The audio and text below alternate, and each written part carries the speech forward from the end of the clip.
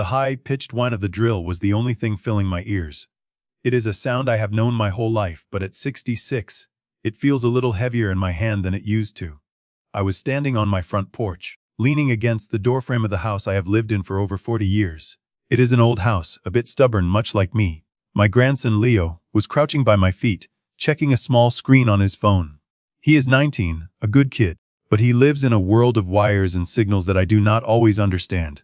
He had convinced me that I needed one of those smart doorbells. A camera to see who is at the door before I open it. I told him the only people who come to my door are the mailmen and the neighbors, and I already know what they look like. But Leo insisted. He said it was for my safety. I pressed the drill bit against the siding, right next to the doorframe. The wood is thick oak, painted white so many times it feels like stone. I pushed, and the drill bit deep. Then, suddenly, the resistance changed. There was a hollow thud, and the drill snapped forward, sinking into an empty space behind the wall. The bit got stuck on something soft, something that was not wood or insulation. I pulled the drill back, but it felt jammed. Leo looked up from his phone, his brow furrowing. He asked if I hit a wire. I told him no, the wiring in this part of the house runs through the floor, not the frame. I reversed the drill and slowly eased the bit out. Tied around the metal twist of the drill bit was a strip of dirty, yellowed paper. Leo stood up, his curiosity piqued. He asked what it was. I did not answer. I put the drill down and looked at the hole I had just made. It was small, maybe half an inch wide, but I could see something white inside. Something that did not belong in a wall. I have been a truck driver and a woodworker most of my life. I know how things are built. You do not leave trash inside the frame of a house. Not if you are doing the job right. I grabbed a pair of long, nose pliers from my belt and reached into the hole. I felt something crinkle. I pulled, and a corner of heavy oilcloth appeared.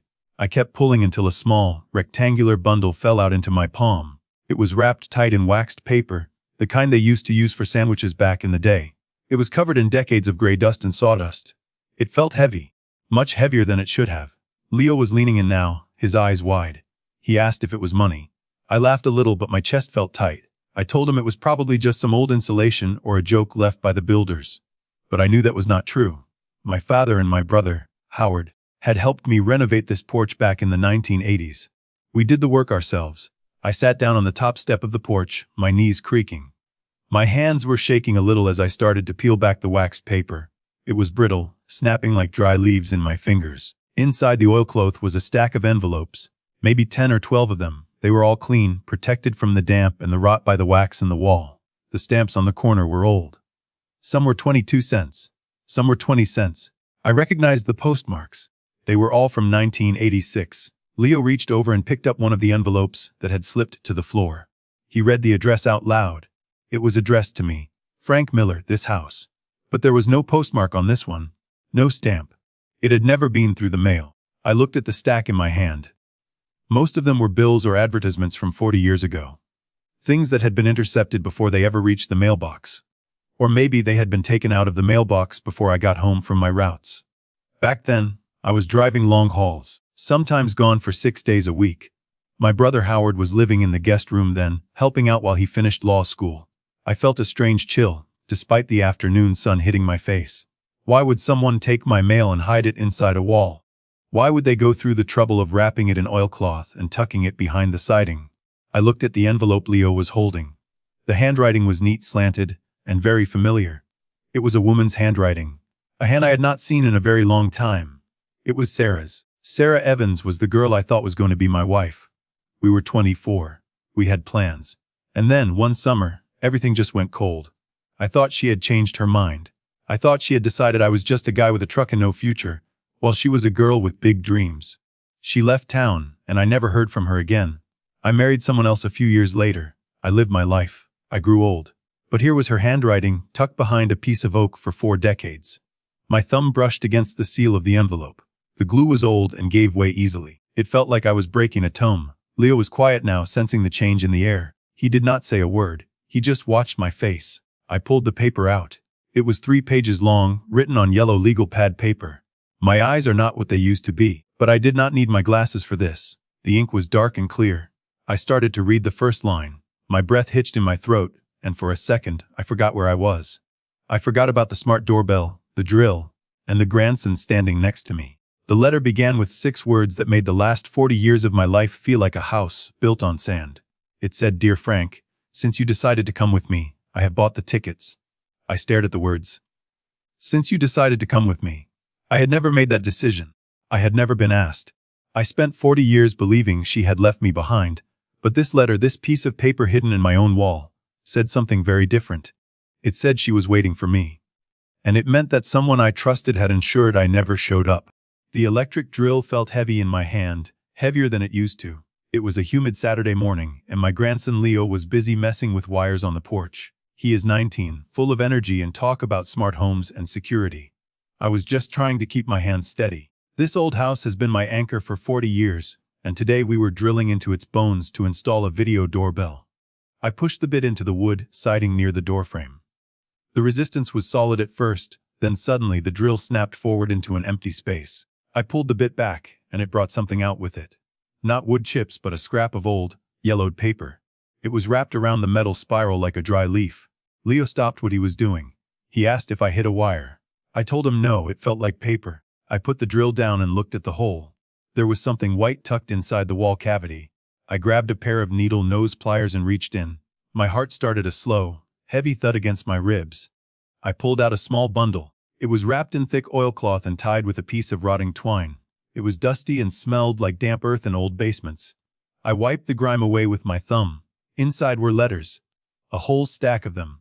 They had been sitting in the dark behind that drywall since the mid-'80s. Leo was leaning in now, his eyes wide. He asked if it was a time capsule. I didn't answer. My eyes were locked on the top envelope. The ink was faded, but I knew that handwriting. It was neat, slanted, and full of a grace I hadn't seen in decades. It was Sarah's. I sat down on the porch steps, my knees popping. Leo sat next to me, unusually quiet. I felt like I was holding a ghost. Back in 1986, Sarah Evans was everything to me. We had been planning a life.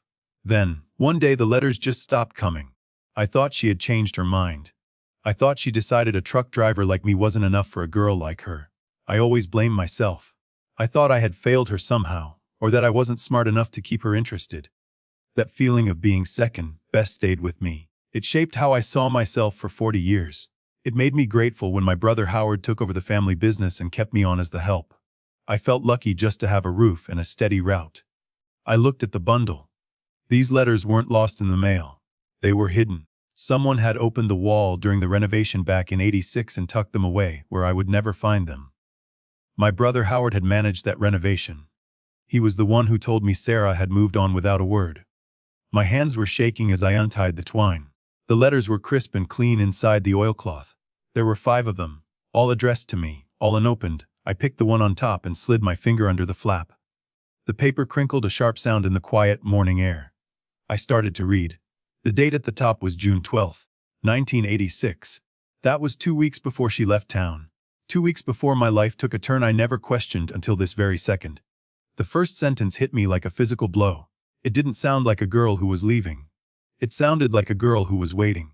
Sarah wrote that she had everything packed and was just waiting for my signal. She said she couldn't wait to start our life in the city, away from the dust of this town. I looked up at the street, but I didn't see the neighbors' lawns or the parked cars. I saw 40 years of a life that might have been built on a lie. I had spent my best years thinking I was rejected, while the woman I loved was waiting for a reply I never sent. Leo touched my shoulder. He asked if I was okay.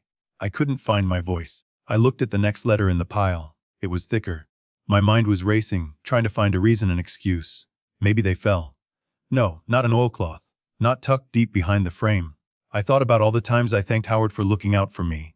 I thought about the house, the small inheritance, and the way I always stepped aside so he could lead. I trusted him with everything because he was the successful one.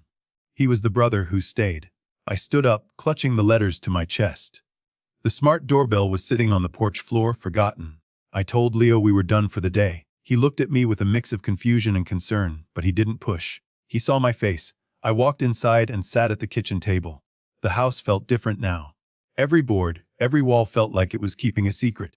I had to know what was in the rest of those envelopes. I had to know how deep this hole went. Because if the first letter was true, then my entire history was a story written by someone else. I picked up the second letter. It was postmarked a week after the first. I took a deep breath and pulled the page out. I knew right then that the man I had been for 40 years was about to disappear. I was going to find out exactly who took my life away from me. The kitchen table was littered with those yellowed envelopes, and the more I read, the more the air in my own house felt like it was running out. I had spent 40 years believing I was the one who failed. I thought I was too slow, too simple, just a guy with a truck and a quiet tongue who couldn't keep a woman like Sarah interested. But these letters told a different story. They were full of plans. They were full of a future that someone had reached out and strangled before it could breathe. My grandson Leo was sitting across from me, his laptop open, tapping away at the keys with a speed that made my head spin. He didn't say much. He just watched me sink deeper into that pile of paper. He knew I was looking for a name, a reason. I kept thinking about that renovation in 1986. I was out on the road, hauling freight through 3 states, and my brother Howard was here. He was the one who looked after the house. He was the one who handled the contractors. He was the golden boy, the one with the law degree and the clean fingernails. I needed to talk to someone who was actually here back then. Someone who wasn't family. I walked across the lawn to Martha's place. Martha Thorne has lived next door for 50 years. She used to be Howard's secretary when he first started his firm. She was a gossip back then, and she hadn't changed much, though she moved a little slower now.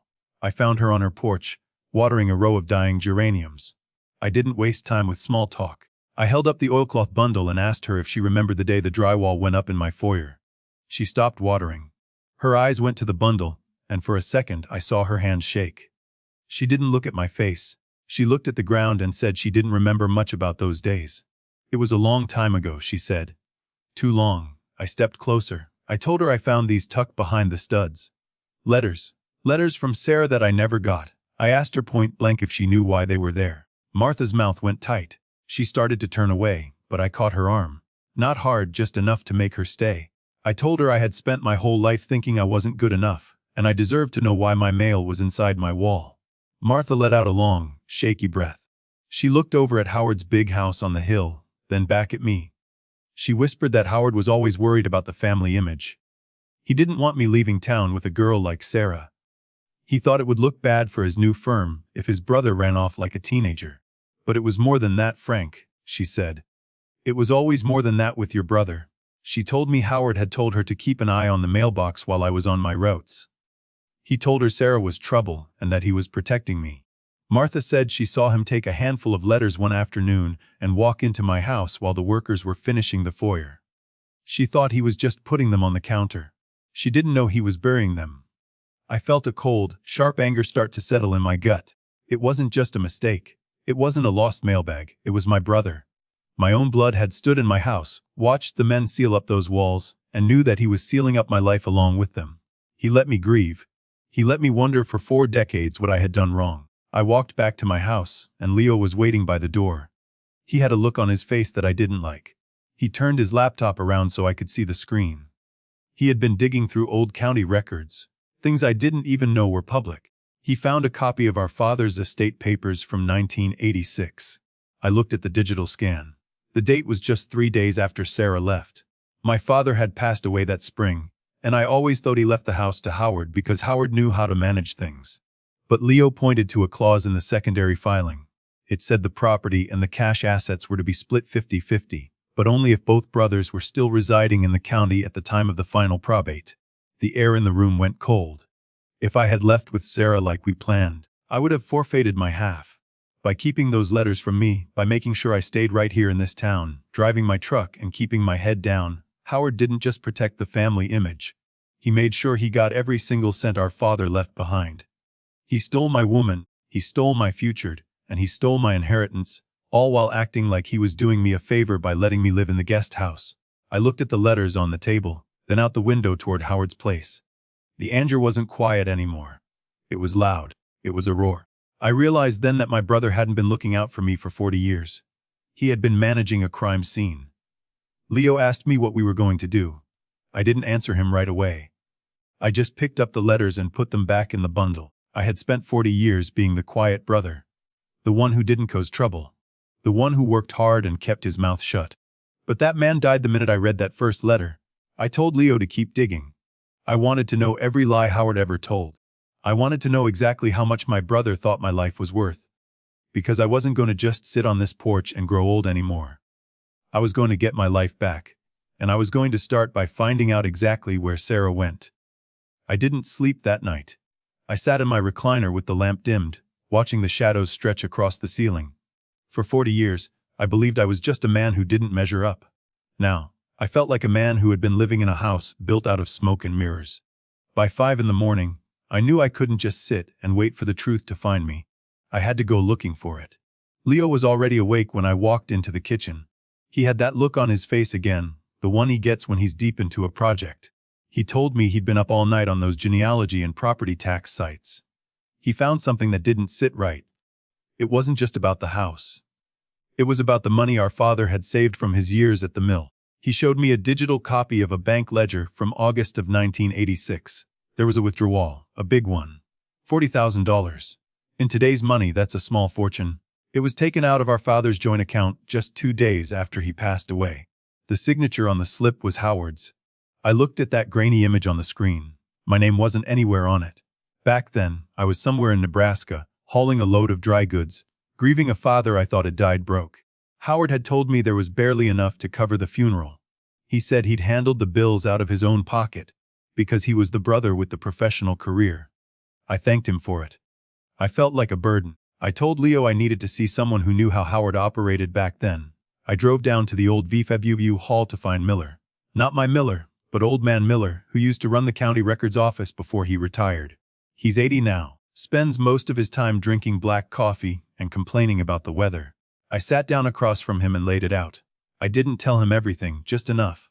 I asked him if it was normal for a probate to be closed as fast as ours was in the summer of '86. He squinted at me, his eyes clouded with age but still sharp. He told me nothing Howard Miller did was ever just normal. He said Howard was a regular at the courthouse, always filing extensions or moving dates around when people weren't looking. Then he told me something that made my blood run cold. He remembered a girl coming by the office that summer, a girl who looked like she'd been crying for a week. She was asking about a change of address form for a Frank Miller. She wanted to know if a letter had been forwarded to a new town. He said he told her no such form had been filed. He remembered it because Howard showed up 10 minutes later, looking like he wanted to burn the building down. I thanked him and walked out into the bright morning sun. The air felt heavy. It wasn't just a stolen letter anymore. It was a coordinated strike. Howard didn't just hide the mail. He was monitoring the people who were trying to reach me. He was acting like a gatekeeper to my own life. I drove over to the branch bank on Main Street. It's a different name now, but the building is the same.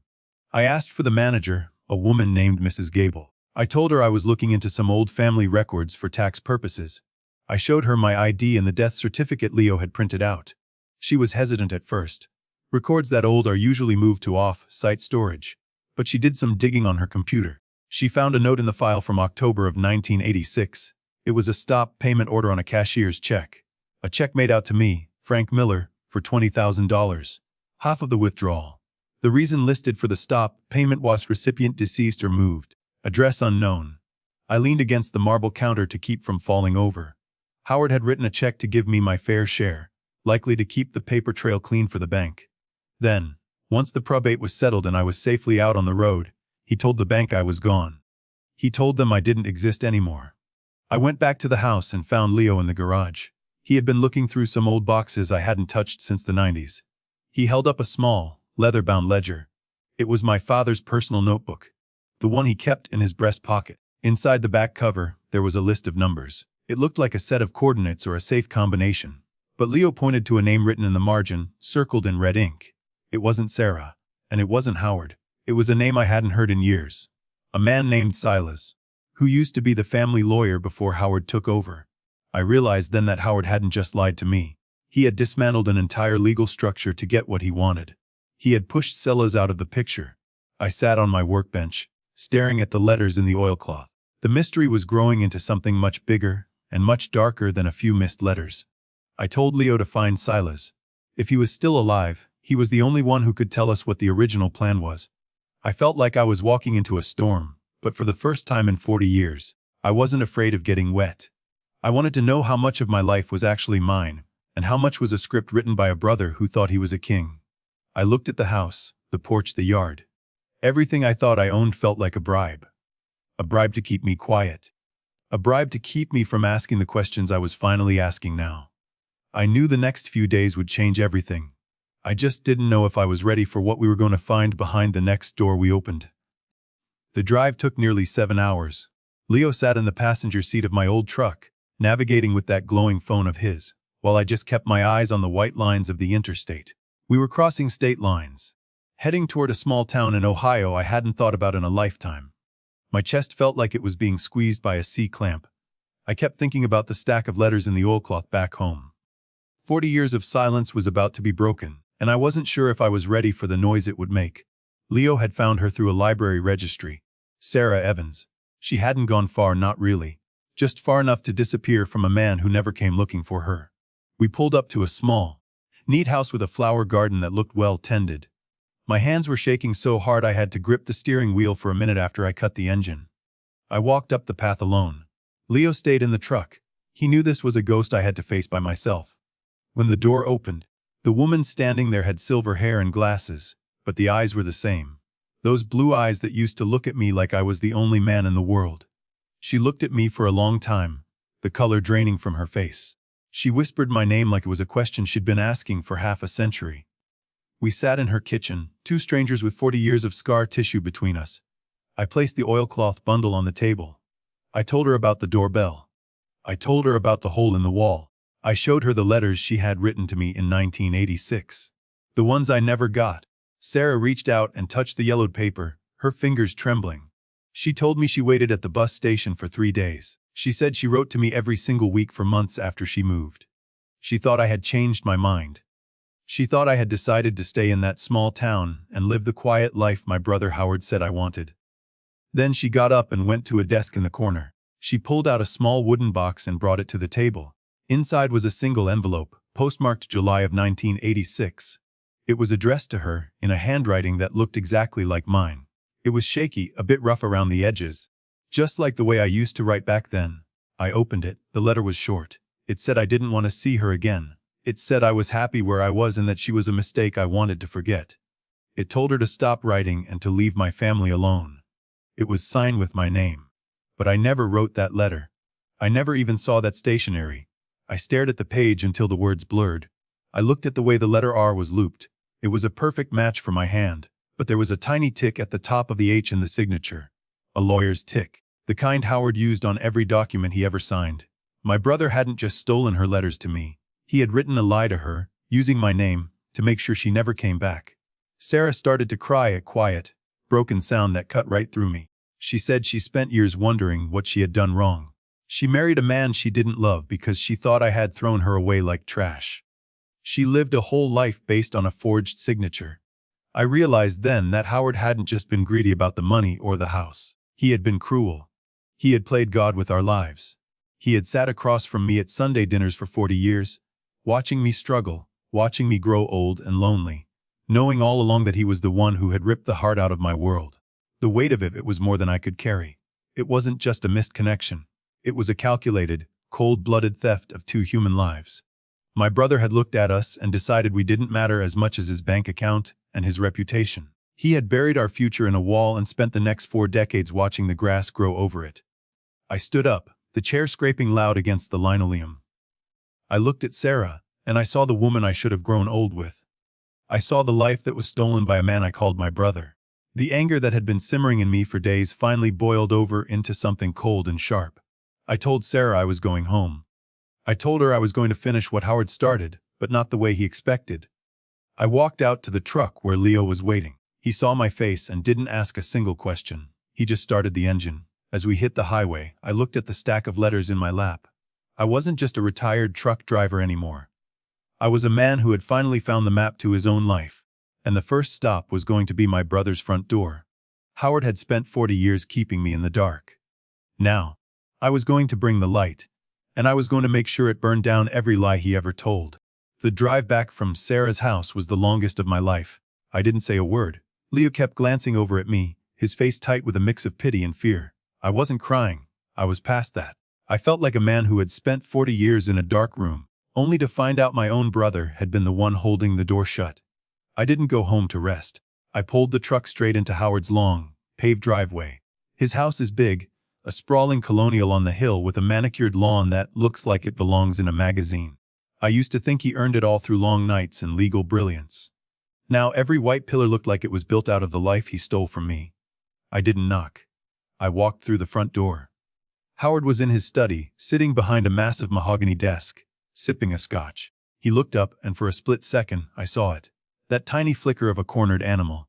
But he buried it fast. He leaned back and asked if I wanted a drink. I didn't take a seat. I walked up to the desk and dropped the oilcloth bundle right on top of his legal pads. Then I pulled out the letter he had sent to Sarah in 1986.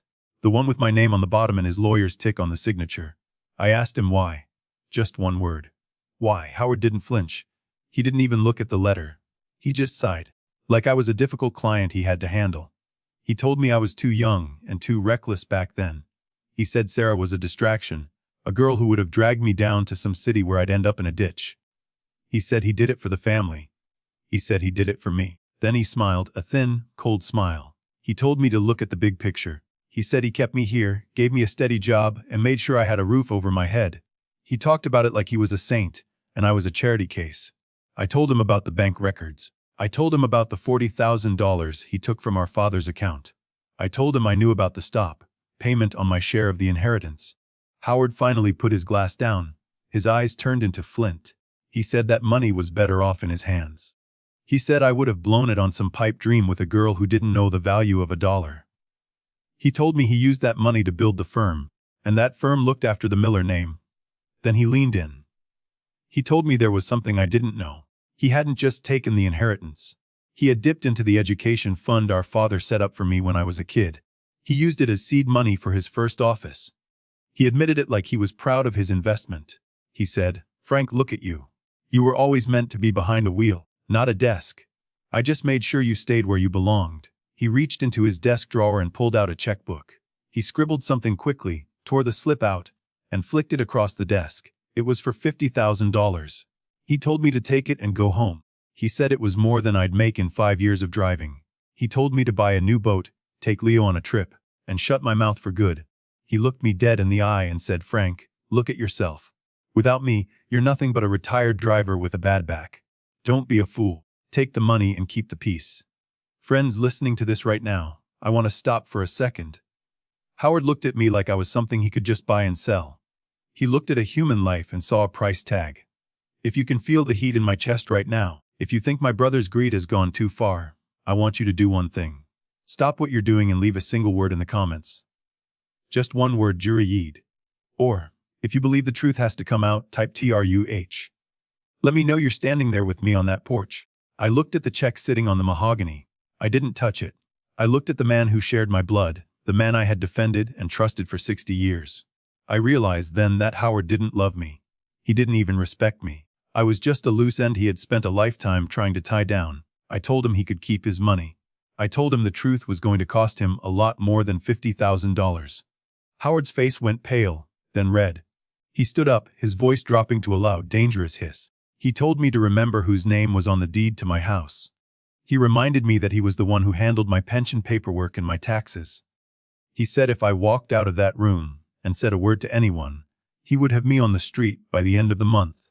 He said he would make sure I died broke and alone, and that Leo's future would disappear right along with mine. He leaned over the desk, his finger pointing at my chest. He said, "I built this town, Frank, and I can bury you in it. This is your last chance. Take the silence, or lose everything." I looked at his shaking finger, then back at his face. I didn't say a word. I picked up the oilcloth bundle, turned my back on him, and walked out into the night. The war hadn't just started. It had been going on for 40 years. The only difference was, I finally knew I was in it, and Howard didn't realize that a man who has already lost his past has nothing left to fear. The following Friday was the Miller family's annual dinner. Howard always hosted it at his big house on the hill. He liked the theater of it. He liked sitting at the head of a 20-foot table, playing the part of the man who held us all together. Normally, I would sit at the far end, keep my mouth shut, and nod when he talked about his latest deal.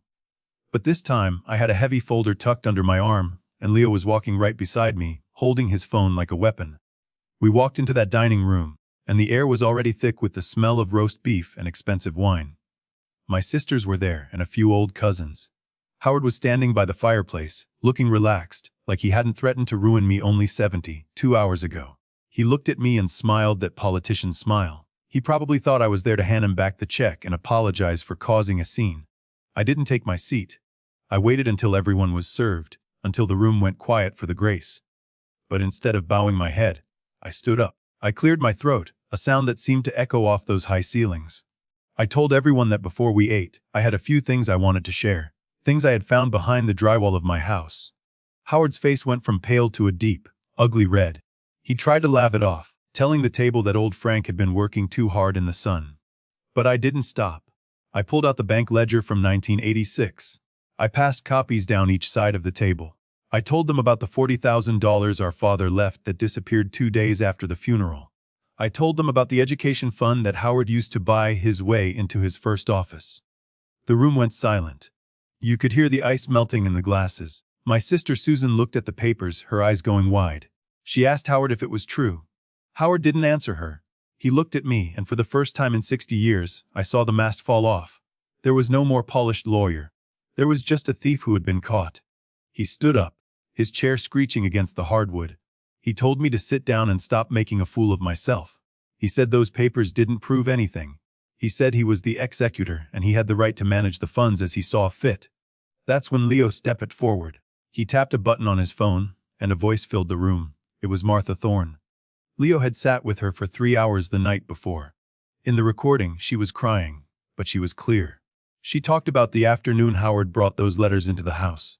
She talked about him telling her to stay quiet because Frank was too stupid to handle the truth. She talked about the forgery. Howard reached for the phone, but I stepped in his way. I'm 66 years old and my back is shot, but I've spent 40 years throwing crates and steering a rig. I haven't gone soft. I looked him dead in the eye and told him to stay exactly where he was. I pulled out the last piece of paper. It was a letter from Silas, the old family lawyer we thought was dead. Leo had found him in a nursing home 3 towns over. Silas had signed a sworn affidavit. He stated that the original will had been altered. He admitted that Howard had pressured him into filing the secondary version, the one that kept me trapped in that house while Howard took the lion's share. The table erupted. Susan was shouting. The cousins were whispering.